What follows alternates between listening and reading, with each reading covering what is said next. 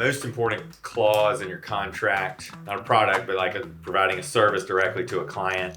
Probably not one, but I'll give you what I think my top 3 are. First is being really clear on who's getting what. We'll call it price and services. It's probably 2 separate clauses, but what are they paying you and what are you delivering to them?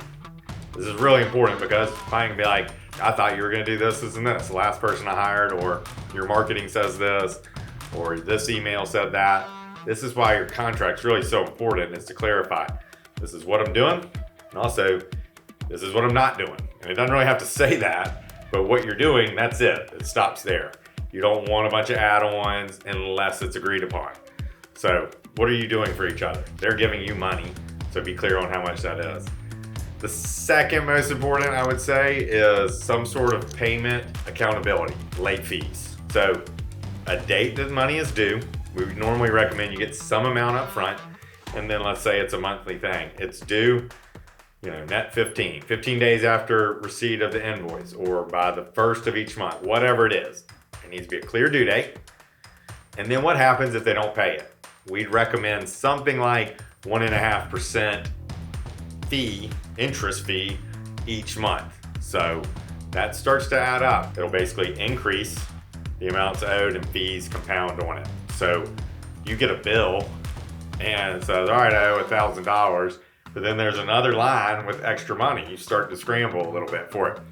The third one is attorney's fees. So let's say they never pay you that $1,000. By now, it's up to $1,200, $1,300, $1,400, $1,500, depending on how long it's been. Well, lawyers are expensive, and you're going to call one and say, what do I do about this money that's owed? And they're going to say, normally, it's $5,000 to retain a lawyer for a lawsuit or to go collect some money. And so you say, well, that seems like a bad deal to give you $5,000. I would get $1,500, and it is. It's a terrible deal. This one makes it a better deal, an attorney's fees clause. So sometimes you'll see it written as prevailing party. So whoever prevails in a lawsuit gets the other party's attorney's fees.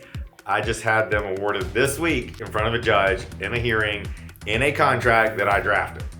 So you want to use these drafted legal contracts because they have enforceable attorney's fees.